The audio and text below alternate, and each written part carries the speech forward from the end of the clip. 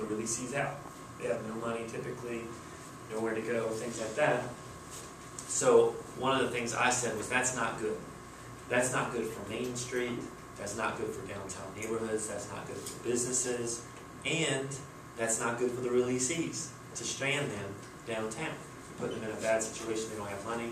So one of the things I've made a motion, and we're actually currently debating, is to see if we can't get a bulk rate, which means a cheaper price for these individuals from the bus system, CMRTA. And City Council has said, in my talks with the city manager and the mayor, etc., that they're willing to share the cost on that. And so basically the idea is, rather than strand them on Main Street, which is supposed to be the state's Main Street, and perhaps there's some public safety issues there, etc., to get a ticket for the releasees that they can use if they wish to go home. And if they don't use it, they don't have to. If they don't cash it in, they don't need to use it. But to me, it's a business-friendly endeavor. It's a releasee friendly endeavor. It's a bus system friendly endeavor. I mean, that's the CMRTA is investing money into a transit center 1 block from City Hall, which should be a major hub. So it's the CMRTA, and also the downtown neighborhoods are upset about this practice.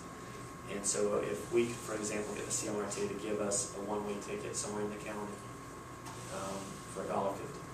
If we're dropping off 125 a week, roughly, which is what we're doing, the ones that do not have rides, do not have money. If you do that times 52 weeks, you're looking at about $10,000 a year. The city council's going to split it. We're talking about $5,000 from each local government to institute a practice to help businesses, to help Main Street, help neighborhoods, help the releasees, help the bus system. So that's another thing that I'm pushing. You might have seen it in the paper. There was a big article on the news front page. So we pay the inmates bus fare. And to me, there's several different issues at work that if we get the right price, I think everyone wins, and it's good for the community. Did I go off on a tangent there? A little bit. Sorry, I just wanted to tell you about that. Hi, I'm Brittany.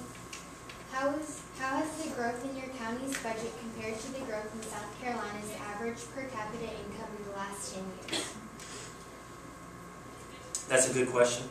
Being the only new county councilman on county council, I've been in the job 3 months, and like I said, I never was involved in politics too much or paid too close attention until I got to the solicitor's office and I realized how important local government is. And that's when I started really focusing in and studying the issues and looking at what's going on and trying to find out how people are voting on certain issues.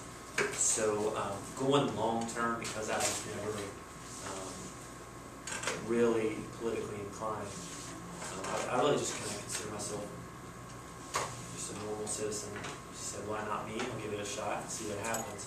So it's tough for me to answer that question long term ago. Because about 10, 11 years ago was when I first came to Columbia, South Carolina for tennis. And at that point, I kind of envisioned perhaps going back home.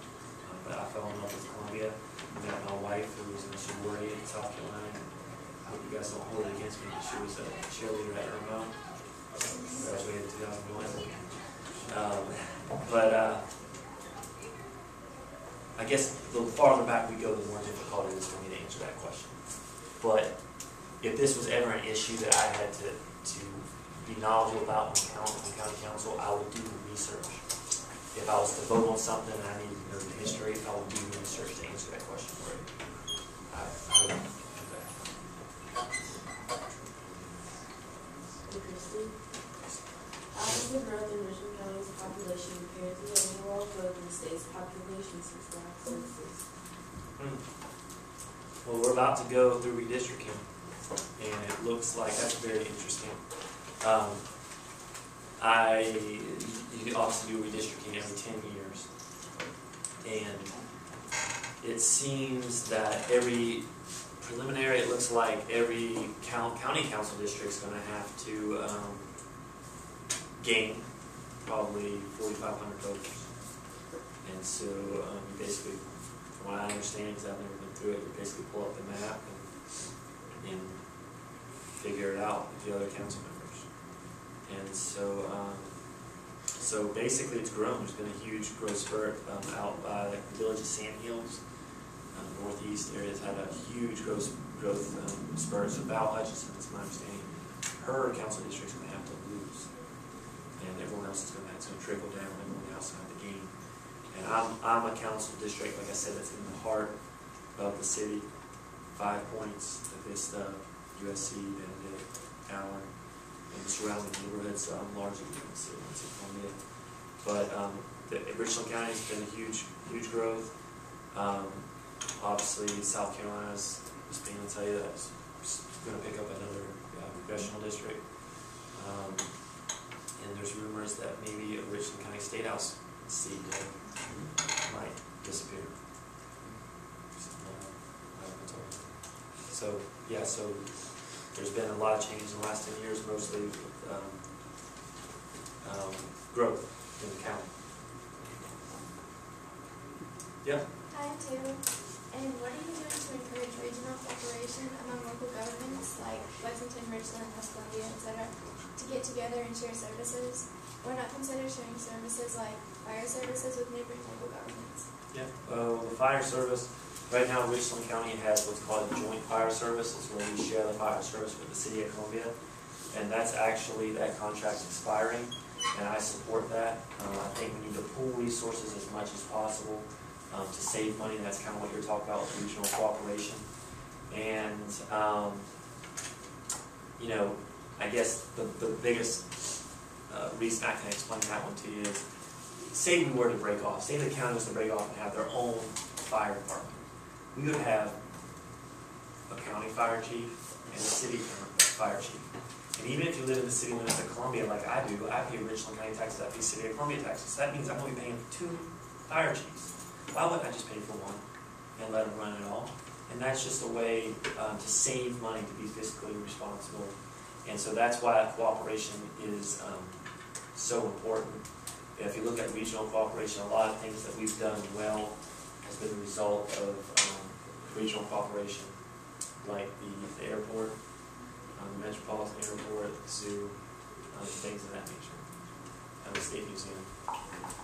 And so working together is a way to pool resources and to get it done. And you know, a lot of the zoo is going to benefit everyone, even no matter if you live in Richland County or Lexington County. You can go and enjoy the zoo. The airport benefits everybody. So if we can pool resources and not one entity is responsible, that's why it's so important. But the unified